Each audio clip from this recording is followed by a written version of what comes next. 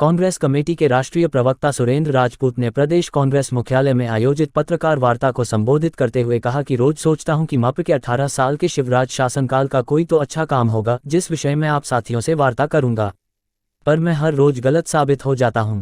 हर रोज शिवराज सरकार का भ्रष्टाचार, अनाचार, दुराचार खबर की शक्ल में सामने आ जाता है। आज आदिम जाति कल्याण विभाग का भ्रष्टाचार सामने आ गया, जिसमें 10 करोड़ रु का घोटाला हुआ है, जिसमें 7 साल से सह आयुक्त रहे 8 अफसरों पर न्यायालय ने भी भ्रष्टाचार का केस दर्ज करने का आदेश जारी किया है, जिसमें न्यायालय ने कहा कि नियम विरुद्ध उन्होंने खाते से ही आहरण राशि जारी रखी। क्या मुख्यमंत्री शिवराज जी का सभी तरह के भ्रष्टाचारियों को संरक्षण प्राप्त है कि अधिकारी खुलेआम नियम विरुद्ध खाता खोलते थे और उससे राशि खुद ही राशि निकालते थे? शिवराज जी, ये पैसा किसको जाता था? कहीं ये पैसा सिंधिया वाले गद्दारों को खरीदने के काम तो नहीं आता था? शिवराज जी, आपके शासन में तो आदिवासियों पर अत्याचार की और आदिवासी विभाग में अत्याचार की पराकाष्ठा हुई है। विदित है कि मप्र में सबसे अधिक आदिवासी समाज के लोग अनादिकाल से रह रहे हैं, किंतु पिछले 18 सालों की शिवराज सरकार में विभत्स यातना, अमानवीय प्रताड़ना और आत्मा को छलनी करने वाले कुकृत्यों के शिकार हैं और शिवराज सरकार इसके लिए जिम्मेदार है। सत्ता के नशे में मदमस्त भाजपा नेताओं ने आदिवासी समाज के खिलाफ नष्पिशाची कृत्यों की सारी हदें पार कर दी हैं। कभी आदिवासी समाज के लोगों को अपमानित करने के लिए सरेआम निर्ममता से उनके ऊपर पेशाब करते हैं और उसका वीडियो बनाकर वायरल भी करते हैं। कभी आदिवासियों के खिलाफ प्रतिशोध की आग में जल रही शिवराज सरकार विदिशा में आदिवासियों पर गोली दागते हैं और आदिवासी समाज के युवक को मौत के घाट उतारते हैं। कभी शिवराज सरकार आदिवासियों के जिलों में ऐसा अनाज बांटती है जो जानवरों के खाने लायक भी नहीं। आप लोग इंतजार कर रहे थे, इसके लिए मैं क्षमा का प्रार्थी हूँ। थोड़ा सा ये प्रेस रिलीज बनाने में थोड़ा डिले हो गया था, इसके लिए आपके समय की जो है मैं वो है और उसके लिए मेरी क्षमा आप लोग स्वीकार करें। बहुत शुक्रिया। के भाई बैठे हुए हैं, हमारे पंडित जी बैठे हुए हैं, सभी लोग। रोज मैं आपको बताऊं, इधर मध्य प्रदेश में हूं, भोपाल में हूं, आपके सामने हूं, रोज मैं सोचता हूं कि पिछले 18 साल का कुछ तो अच्छा होगा। किसी का फोन बज रहा है सर आपको? कई लोगों के यहाँ पर जाता हूँ, कहीं पत्रकार मित्रों के साथ बैठ रहा हूँ, कहीं कुछ कर रहा हूँ कि भाई शिवराज सरकार का कोई एक अच्छा काम मिल जाए, उस पर भी तो बोलने किसे नहीं। रोज हम लोग उनके घोटालों की बात कर लेते हैं, रोज हम उनकी सारी चीजों, उनके झूठ की, छल की, कपट की, प्रपंच की, इन सारी चीजों की बात करते हैं। कोई एक मुद्दा मिल जाए हमको जिसमें हम कह सके कि नहीं शिवराज सरकार ने बहुत अच्छे काम किए।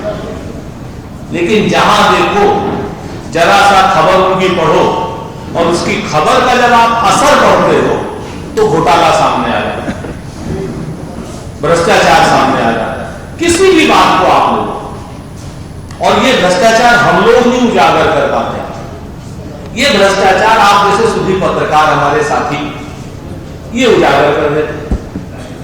तो रोज हम अच्छी खबर पढ़ने की कोशिश करते हैं, फिर उसके बाद आपसे खबर का असर पढ़ लेते हैं तो एक नया घोटाला सामने आ जाता है। तो इसमें हमें समझ ही नहीं आ रहा क्या करें क्या नहीं करें।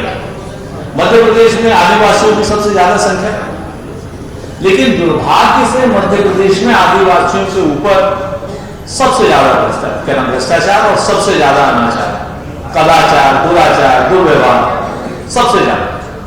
पिछले 18 सालों की जो मध्य प्रदेश की शिवराज सरकार है, ये झूठ की, छल की, कपट की, प्रपंच की ही सरकार बन करके रह गई। सिर्फ घोषणा भी, सिर्फ बात। आज देख रहा था, बैठा हुआ था तो एक आदिम जाति कल्याण विभाग का घोटाला नजर आ गया सामने। आप देखिए कि किस तरीके से उन्होंने वो घोटाला किया। 2010 से 2017 तक खाते बनाए, खातों में बगैर स्वीकृति के पैसा डाला और 10 करोड़ से ज्यादा रुपया निकाल लिया। आप साथियों ने जब उनकी खबर करी तो 8 अधिकारियों के खिलाफ जांच करने को लोग नहीं तैयार हुए। सरकार ने न्यायालय गया अपने से कुछ साथी, तो कोर्ट ने उन 8 अधिकारियों के खिलाफ केस दर्ज करने का आदेश दिया, तब जाकर के वो आदिम जाति कल्याण विभाग के अधिकारियों के खिलाफ केस दर्ज हुआ। घोटाला आ गया था।